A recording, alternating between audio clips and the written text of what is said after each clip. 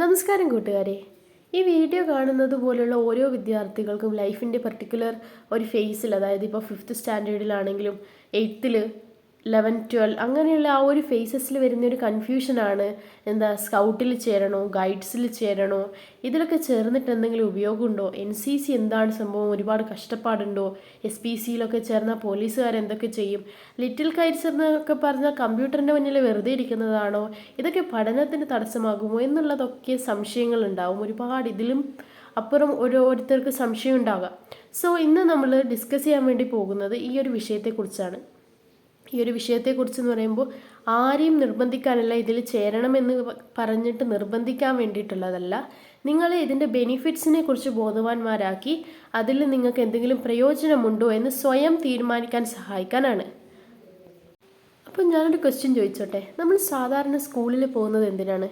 സാധാരണ നമ്മൾ രാവിലെ ബാഗൊക്കെ പാക്ക് ചെയ്ത് ഭക്ഷണമൊക്കെ കഴിച്ച്, ചിലപ്പോൾ ചില ആൾക്കാർ ഭക്ഷണം വരെ കഴിക്കില്ല, ബസ്സിന് വേണ്ടിയിട്ടൊക്കെ ഓടുന്ന ആ ഒരു രാവിലത്തെ ആ ഒരു ഓട്ടപ്പാച്ചിലായിരിക്കും. സാധാരണ എന്തിനാണ് നമ്മൾ സ്കൂളിൽ പോകുന്നത്? രാവിലെ ഇത്ര റഷായിട്ടൊക്കെ പഠിക്കാൻ വേണ്ടിയാണല്ലേ.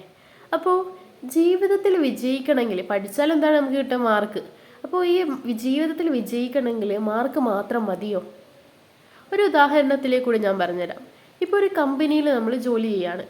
സോ ആ കമ്പനിയിൽ വർക്ക് ചെയ്യുമ്പോൾ നമുക്ക് എന്തൊക്കെ ചെയ്യേണ്ടി വരും? ആ ഓഫീസിലുള്ള വർക്ക് ചെയ്യേണ്ടി വരും. സംടൈംസ് ആ ഒരു ടീമിനെ ലീഡ് ചെയ്യേണ്ടി വരും. പിന്നെ പല പല ക്ലയൻസിനെയൊക്കെ മീറ്റ് ചെയ്യേണ്ടി വരും. അപ്പോൾ ഇതൊക്കെ നമുക്ക് നമ്മുടെ ടെക്സ്റ്റ് ബുക്കിൽ നിന്ന് നമുക്ക് ഇതൊക്കെ പഠിക്കാൻ വേണ്ടി കഴിയുമോ? അതാണ് എൻ്റെ ചോദ്യം. സോ ആ ഒരു സന്ദർഭത്തിലാണ് നമുക്ക് ഇതുപോലെയുള്ള പ്രവർത്തനങ്ങളുടെ ഇമ്പോർട്ടൻസ് മനസ്സിലാകുക. അല്ലാതെ നമുക്ക് ടെക്സ്റ്റ് ബുക്കിൽ നിന്ന് മാത്രം അച്ചീവ് ചെയ്യുന്നതല്ല നമ്മുടെ എഡ്യൂക്കേഷൻ എന്ന് പറയുന്നത്. നമ്മൾ സാധാരണ നോർമലായിട്ടുള്ള ആ ഒരു ടെക്സ്റ്റിലുള്ള ഇത് മാത്രം പഠിക്കുന്നതിന് പുറമെ നമ്മൾ ഇങ്ങനെ ഒരു ആക്ടിവിറ്റി കൂടി അതിൻ്റെ കൂടെ കൊണ്ടുപോവുകയാണെങ്കിൽ നമുക്ക് രണ്ട് കാര്യം അറ്റ് എ ടൈം മെയിൻറ്റെയിൻ ചെയ്യാൻ വേണ്ടിയിട്ടുള്ള ഒരു പൊട്ടൻഷ്യൽ ഉണ്ടാവും. സാധാരണ ടെക്സ്റ്റ് മാത്രം പഠിച്ചു പോകുന്ന ഒരു കുട്ടിക്ക് അത് മാത്രം കോൺസെൻട്രേറ്റ് ചെയ്ത് ഒരു കാര്യത്തിൽ മാത്രമേ ശ്രദ്ധ കേന്ദ്രീകരിക്കാൻ പറ്റും. പക്ഷേ ഓഫീസിൽ എന്ന് പറയുമ്പോൾ ഒരു കാര്യം മാത്രമായിരിക്കില്ല ഒരാൾക്ക്, പല പല കാര്യങ്ങളുണ്ടാകും ഒരു ദിവസം തന്നെ. അപ്പോൾ ആ ഒരു സ്ട്രെസ്സിനെയൊക്കെ നമുക്ക് കുറക്കാൻ വേണ്ടിയിട്ട് ഇതുപോലെയുള്ള ആക്ടിവിറ്റീസിലൂടെ കടന്നു പോകുമ്പോൾ നമുക്ക് സഹായകമാകും. ഇനി നമ്മൾ ഓരോ യൂണിറ്റിനെ കുറിച്ച് എടുക്കുകയാണെങ്കിൽ, ഫോർ എക്സാമ്പിൾ സ്കൗട്ട് ആൻഡ് ഗൈഡ്സിൽ ഒരു കുട്ടി ചേർന്നിട്ടുണ്ടെങ്കിൽ ഒരുപാട് ബെനിഫിറ്റ്സ് ആണുള്ളത്. എന്താണെന്ന് വെച്ചിട്ടുണ്ടെങ്കിൽ സ്വയം പര്യാപ്തതയ്ക്ക്, അതായത് നമുക്ക് എന്തൊരു കാര്യവും സ്വയം ചെയ്യാൻ വേണ്ടി സഹായിക്കുന്നു. ഒരു ചെറിയ പ്രശ്നം വന്നാൽ അതിനെ എങ്ങനെ നേരിടാം, പിന്നെ ടീമിനൊപ്പം എങ്ങനെ പ്രവർത്തിക്കാം, ലീഡർഷിപ്പ് എങ്ങനെ വളർത്താം, അതേപോലെ നമ്മളെ പ്രകൃതിയെ എങ്ങനെ സംരക്ഷിക്കാം, ഇത്തരം കാര്യങ്ങൾ ഇവിടെ പഠിക്കാൻ അവസരം ലഭിക്കുന്നു. അതേപോലെ തന്നെ സ്കൗട്ടിലും ഗൈഡിലും ഒക്കെ ചേർന്ന പല വിദ്യാർത്ഥികൾക്കും ഗ്രേസ് മാർക്ക് ഉണ്ടാവാറുണ്ട് 10th. പക്ഷേ ആ ഗ്രേസ് മാർക്ക് ലക്ഷ്യം വെച്ചിട്ടായിരിക്കരുത്. അതിൽ നിന്ന് നമുക്ക് അച്ചീവ് ചെയ്യാൻ പറ്റുന്ന ഒരുപാട് ബെനിഫിറ്റ്സ് ഉണ്ട്. ആ ഒരു ബെനിഫിറ്റ്സിനെ ലക്ഷ്യം വെച്ചിട്ടായിരിക്കും നമുക്ക് ഈ ഗൈഡ്സിലും സ്കൗട്ടിലും ഒക്കെ ജോയിൻ ചെയ്തിട്ടുള്ള പല വിദ്യാർത്ഥികളും ആത്മവിശ്വാസത്തോടെ പിന്നീട് പല പൊതുസമ്മേളനങ്ങളിലും സംസാരിക്കുന്നവരായി മാറാറുണ്ട്. സോ അത്രയും സെൽഫ് കോൺഫിഡൻസ് വരെ നമുക്ക് ബിൽഡ് ചെയ്യാൻ വേണ്ടി ഇതുപോലെയുള്ള യൂണിറ്റ്സ് സഹായിക്കും. ഇനി നാഷണൽ കാഡറ്റ് കോർപ്സ് NCC എന്ന് പറയുമ്പോൾ നമുക്ക് പെട്ടെന്ന് ഓർമ്മ വരുന്നത് ആ ഒരു കാക്കി യൂണിഫോമും പിന്നെ അതേപോലെ തന്നെ അതിൻ്റെ പരേഡും അങ്ങനെയൊക്കെയുള്ള കാര്യങ്ങളായിരിക്കും. പക്ഷേ NCC എന്ന് പറയുമ്പോൾ യൂണിറ്റി ആൻഡ് ഡിസിപ്ലിൻ എന്നുള്ളതാണ് അതിൻ്റെ മോട്ടോ. ഡിസിപ്ലിൻ എന്ന് പറയുമ്പോൾ അച്ചടക്കം, അത് നമുക്ക് NCCയിലൂടെ ബിൽഡ് ചെയ്യാൻ പറ്റും. പെട്ടെന്ന് ഇപ്പോൾ സാധാരണ നോർമലായിട്ടുള്ളൊരു കുട്ടിയിൽ നിന്ന് NCC കാഡറ്റ്സ് ഡിഫറെൻ്റ് ആയിരിക്കും. NCC കാഡറ്റ്സിന് ഡിസിപ്ലിൻ ഉണ്ടാകും, പങ്ക്ച്വാലിറ്റി, കൃത്യ ടൈമിംഗ് ആയിരിക്കും, പിന്നെ അതേപോലെ തന്നെ ഉത്തരവാദിത്ത ബോധം, പിന്നെ ലീഡർഷിപ്പ് ക്വാളിറ്റി ഈ കാര്യങ്ങളൊക്കെ വളർത്തുന്നതിന് നല്ലൊരു വേദിയാണ് NCC എന്ന് പറയുന്നത്. പ്രതിരോധ സേനകളിൽ ജോലി ചെയ്യാൻ വേണ്ടി മാത്രമല്ല, ഇതേപോലെയുള്ള ബെനിഫിറ്റ്സിന് കൂടി നമുക്ക് NCCയിൽ ജോയിൻ ചെയ്യാൻ വേണ്ടി പറ്റും. NCCയിലുള്ള സർട്ടിഫിക്കറ്റ്സ് നമുക്ക് യൂണിഫോം ബേസ്ഡ് ജോബിനൊക്കെ ബെനിഫിറ്റ് ഉള്ളതാണ്. അതിന് പുറമെ നമുക്ക് ഇതുപോലെയുള്ള പങ്ക്ച്വാലിറ്റി, ഡിസിപ്ലിൻ അതേപോലെയുള്ള കാര്യങ്ങൾക്കും നമുക്ക് ഉപകാരപ്രദമാണ്. അടുത്തതാണ് NSS, നാഷണൽ സർവീസ് സ്കീം. എനിക്ക് മാത്രം നല്ലത് സംഭവിച്ചാൽ മതി എന്നുള്ള ആ ഒരു സെൽഫിഷ് മെൻറ്റാലിറ്റിയിൽ നിന്ന് നമുക്ക് സമൂഹത്തിൽ സോഷ്യലി എന്തൊക്കെ ചെയ്യാം എന്നുള്ള ആ ഒരു തോട്ടിലേക്ക് നമുക്ക് ഈ ഒരു NSSലേക്ക് കൂടി നമുക്ക് അങ്ങനെയൊരു വ്യക്തിയായി മാറാൻ വേണ്ടി സാധിക്കുന്നതാണ്.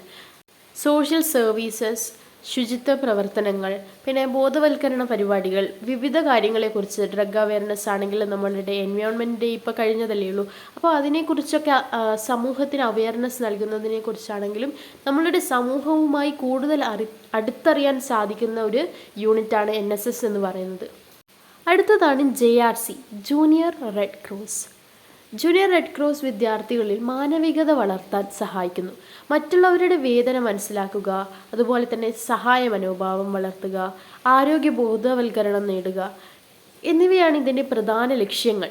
ജീവിതത്തിൽ അറിവിനൊപ്പം കരുണയും അത്ര തന്നെ പ്രധാനമാണെന്ന് പഠിപ്പിക്കുന്ന ഒരു വേദിയാണിത്. ഇന്നത്തെ നമ്മുടെ ചുറ്റും വെട്ടും കുത്തും കൊലയും നടക്കുന്ന ഈ ഒരു സമൂഹത്തിൽ ഇതുപോലെയുള്ള ആക്ടിവിറ്റീസിലൊക്കെ പങ്കുചേരുന്നത് കുട്ടികളെ എന്തുകൊണ്ടും നല്ലവരായി വളർത്താൻ വേണ്ടി സഹായിക്കുന്ന ഒരു സംഭവം തന്നെയാണ്. അടുത്തതാണ് ലിറ്റിൽ കൈറ്റ്സ്. ലിറ്റിൽ കൈറ്റ്സ് എന്ന് പറയുമ്പോൾ പലരും കേട്ടിട്ടുണ്ടാകാം, പക്ഷേ ഇതെന്താണ് യഥാർത്ഥത്തിൽ എന്നുള്ളത് നമുക്ക് നമ്മളുടെ ഗ്രൗണ്ടിലൊന്നും ഇത് അധികം കാണാത്തത് കൊണ്ട് എന്താണ് ഇതിൻ്റെ പിന്നിലുള്ള സംഭവം എന്നുള്ളത് ആർക്കും അധികം അറിയുന്നുണ്ടാവില്ല. പക്ഷേ ഇതെന്താണെന്ന് വെച്ചാൽ കമ്പ്യൂട്ടർ, സാങ്കേതികവിദ്യ, digital media, programming, graphic designing തുടങ്ങിയ മേഖലകളിൽ താല്പര്യമുള്ളവർക്ക് മികച്ച അവസരങ്ങൾ നൽകുന്ന ഒരു പ്ലാറ്റ്ഫോമാണ്. ഇന്നത്തെ ലോകം ഡിജിറ്റൽ ലോകമാണ്. അതുകൊണ്ട് തന്നെ ഭാവിയിൽ ഏത് മേഖലയിലേക്ക് പോയാലും ഡിജിറ്റൽ കഴിവുകൾ ഉപകാരപ്പെടുന്ന കാലമാണിത്. അതുകൊണ്ട് ആ ഒരു കഴിവുകളെ നമുക്ക് വളർത്തിയെടുക്കാനുള്ള ഒരു പ്ലാറ്റ്ഫോമാണ് ലിറ്റിൽ കൈറ്റ്സ് എന്ന് പറയുന്നത്. സോ ഇപ്പം നമ്മൾ scout and guides, NCC, NSS, JRC, little Kites അങ്ങനെ ഒരുപാട് യൂണിറ്റ്സിനെ പറ്റി ഡിസ്കസ് ചെയ്തു. എന്നാൽ എല്ലാവരും ഇതിൽ ചേരണമോ? അതിനുള്ള ഉത്തരം ഇല്ല എന്നാണ്. എല്ലാവരുടെയും താല്പര്യങ്ങളും ലക്ഷ്യങ്ങളും വ്യത്യസ്തമാണ്. ചിലർക്ക് ഇതിലൊന്നും താല്പര്യമുണ്ടാകില്ല, ചിലർക്ക് വേറെ പല കാര്യങ്ങളിലുമായിരിക്കും അവരുടെ കഴിവുകൾ തെളിയിക്കാൻ വേണ്ടി കഴിയുക. ചിലർക്ക് കായിക രംഗത്തായിരിക്കും കൂടുതൽ താല്പര്യമുണ്ടാവുക, ചിലർക്ക് കലാരംഗത്തായിരിക്കും, ചിലർക്ക് സാങ്കേതിക വിദ്യയിലായിരിക്കും, ചിലർക്ക് പഠനത്തിൽ കൂടുതൽ സമയം ചെലവഴിക്കേണ്ടി വരും. അതിനാൽ ഒരു പ്രവർത്തനത്തിൽ ചേരുന്നത് മറ്റൊരാളെ അനുകരിച്ചിട്ടല്ല, സ്വന്തം താല്പര്യവും സമയവും ലക്ഷ്യവും പരിഗണിച്ചായിരിക്കണം. അവസാനമായി ഒരു കാര്യം മാത്രം ഓർമ്മപ്പെടുത്തട്ടെ. സ്കൂൾ ജീവിതം മാർക്ക് ഷീറ്റിൽ ഒതുങ്ങുന്നതല്ല. പുസ്തകങ്ങൾ അറിവ് നൽകും, പക്ഷേ അനുഭവങ്ങൾ വ്യക്തിത്വം രൂപപ്പെടുത്തും. സ്കൗട്ടായാലും ഗൈഡായാലും NCC ആയാലും NSS ആയാലും JRC ആയാലും ലിറ്റിൽ കൈറ്റ്സ് ആയാലും അവയുടെ യഥാർത്ഥ വാല്യൂ നമ്മളുടെ സർട്ടിഫിക്കറ്റിൽ മാത്രമല്ല, അതിൽ നിന്ന് നമുക്ക് ലഭിക്കുന്ന ബെനിഫിറ്റ്സിൽ കൂടിയാണ്. ഓക്കെ, സോ അതിൽ നിന്ന് നമുക്ക് ഒരുപാട് കാര്യങ്ങൾ ഞാനിപ്പോൾ തന്നെ ഡിസ്കസ് ചെയ്തു. അപ്പോൾ ആ ഒരു അനുഭവങ്ങളിലും കഴിവുകളിലുമാണ് നമുക്ക് അതിൻ്റെ ആ ഒരു യഥാർത്ഥ മൂല്യമുള്ളത്. അതിനാൽ ഇതിൽ ചേരണം അല്ലെങ്കിൽ ചേരരുത് എന്ന് ആരെങ്കിലും പറയുന്നതിന് മുൻപ് അവ എന്താണ് നൽകുന്നത് എന്ന് മനസ്സിലാക്കൂ. ശേഷം നിങ്ങളുടെ താല്പര്യവും ലക്ഷ്യവും നോക്കി നിങ്ങൾക്ക് ഏറ്റവും അനുയോജ്യമായ തീരുമാനം നിങ്ങൾ തന്നെ എടുക്കൂ. ആരും തന്നെ നിങ്ങളിതിൽ ചേരൂ എന്ന് പറഞ്ഞതിനെ കൊണ്ട് നിങ്ങൾ ചേരണമെന്ന് ഒരു നിർബന്ധവുമില്ല. സ്വന്തമായി നിങ്ങൾക്ക് താല്പര്യമുണ്ട് എന്നുണ്ടെങ്കിൽ മാത്രം ചേരുക. വിദ്യാഭ്യാസം പുസ്തകങ്ങളിൽ മാത്രം ഒതുങ്ങുന്നില്ല, അത് വ്യക്തിത്വം രൂപപ്പെടുത്തുന്ന ഒരു യാത്രയാണ്. കൂടുതൽ വീഡിയോസിനായി ചാനൽ റെഫർ ചെയ്യുക. എൻ്റെ 8 ദിവസത്തെ NCC ക്യാമ്പിൻ്റെ കോഴിക്കോടുള്ള അനുഭവമൊക്കെ ഞാൻ ഷെയർ ചെയ്തിട്ടുള്ള വീഡിയോ ഒക്കെ പോസ്റ്റ് ചെയ്തിട്ടുണ്ട്. സോ വീഡിയോ ഇഷ്ടപ്പെട്ടിട്ടുണ്ടെങ്കിൽ ലൈക്ക് ചെയ്യുക, ഷെയർ ചെയ്യുക, എന്ത് സംശയം ഉണ്ടെങ്കിലും കമൻറ്റിലൂടെ അറിയിക്കുക. അതേപോലെ തന്നെ സബ്സ്ക്രൈബ് ചെയ്യുക. നന്ദി.